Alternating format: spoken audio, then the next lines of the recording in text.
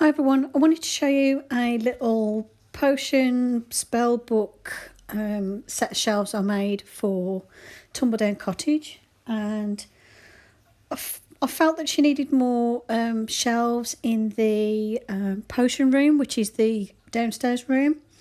So I got some thick cardboard and made a very basic bookshelf.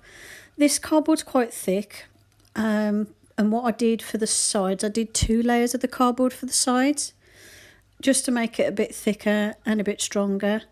Then I went around all the edges with hot glue, just so you couldn't see the edges of the cardboard showing through, and then painted the whole thing black.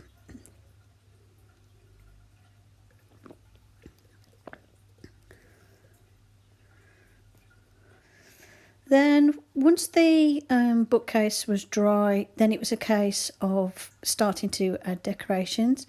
To make the books, I just stuck 3 pieces of card together and put some hot glue on them. And then I printed off some miniature book covers. I'll put a link in the description to the site that I got them from, because they're like a free printable. And then glued the covers to either side, and I used hot glue because I found with my like Pritt stick stuff I've been using, sometimes the covers peel back off, so I think my glue's dried out a bit. So I've just been using hot glue for everything to make sure it's nice and secure and stays stuck on. And I made a couple of books, and I made all the books in the exact same way. It's the easiest way of doing it. You can do it where you fold up the pages or make little signatures and stuff, depending on how detailed you need to go. But for this, all that's going to be visible is the spines of the books. So I didn't need to worry about individual pages or anything like that. So I just chose the covers that I thought would show up the best. So I made sure I went for like the green and the red covers, and the ones that were like a sort of browny colour but like quite light, because I wanted them to show up well against the black. And all you do is, once you've wrapped the card around, the paper around and stuck it to the card, just trim off the excess card at the back. Sometimes you have to trim the top or bottom depending on how well you've measured it and stuff. And yeah, they're dead easy to make. And like I said, because they're not required to be open or anything, I don't need to worry about pages. Then to make the little potion bottles, I found these little miniature jars from the range, I think. Yeah, from the range. They came in a set of like multiple different sized bottles. I think there's about 8 in a pack, and they're only £1. So I took the little tiny bottle and I filled it with water mixed with some acrylic paint, so it's almost like a black ink type consistency. And then these little labels I found free to print off online. Someone had put them on their Pinterest. I'll put links in the description where I get like the free printouts. And these are little like potion bottle labels. So one's like snake potion, the other one's like it's like tongue of toad. This one is snail serum or something like that. That's why I used the hot glue, because it was like it's not going to dry and set like completely clear, but obviously I thought that would do as like the sort of snail serum. The other one's like, one says poison on it and the other one says it's like dragonfly wings or something. But for this one I just used the snail serum one. And what I do is, the last time I made little potion bottles I used dripped wax to seal the bottles, but the only trouble with that is I find that snaps off the glass really easy. Like if you bump it you can actually get it off the glass. I'm holding this in a tissue, by the way, because the hot glue made the bottle go hot. So I used the hot glue to form a blob of hot glue on the top of the cork, and then go around the edge of the cork, and then made little drips with the hot glue instead. And I found it's a much more secure like it looks like the dripped wax, but it's a lot more secure. It holds onto the glass a lot better. And then here I'm just using little wisps of hot glue to make cobwebs. And literally all you do is you just dab the end of the glue gun onto an object and move it, and you'll find there's these little streaks of glue come off. And I find this one does it quite a lot sometimes. I think it's when I haven't left it to heat up enough before using it, I'm not sure. But it comes in useful when I want to make cobwebs. For the scrolls, I just got some strips of A4 paper that I rolled up and then cut them to the length that I wanted.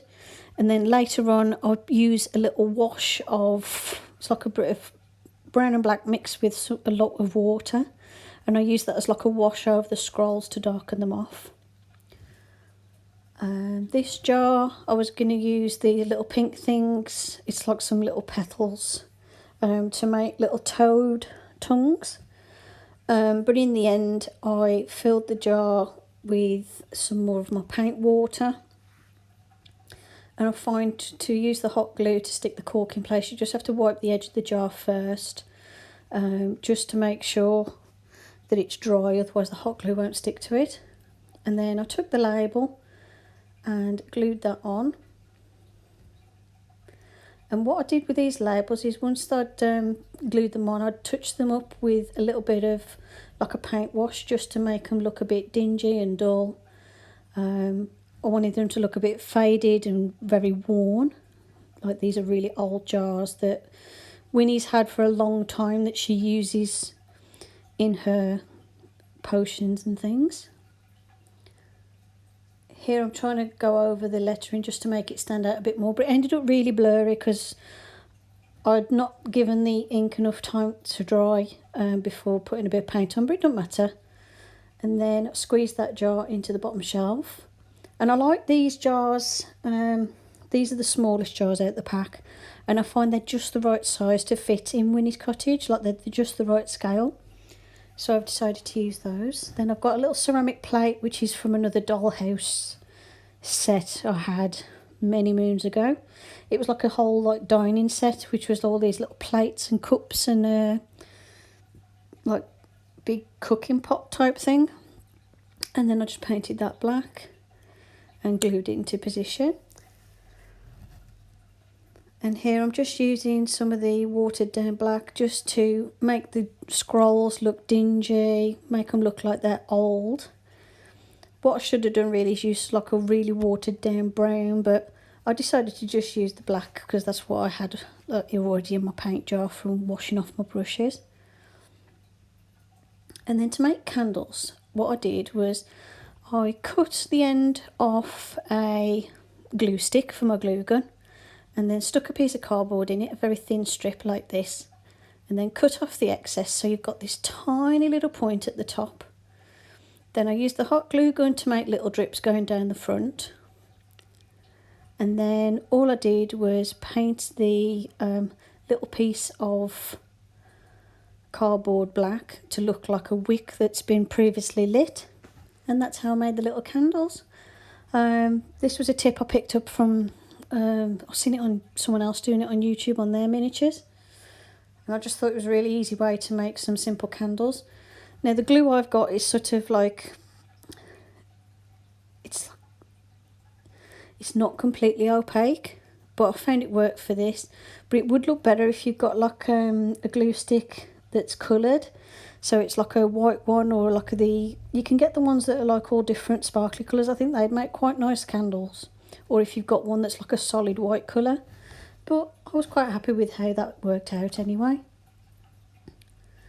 Then I decided I needed another book because where the plate is, I felt there was too much of a gap on the shelf. So I just made another little book quickly to go into that spot there. And that's it. That's how I made the little miniature potion and bookshelf for Tumbledown Cottage. Hope you enjoyed the video. Thanks for watching, and I'll see you in the next one. Bye for now.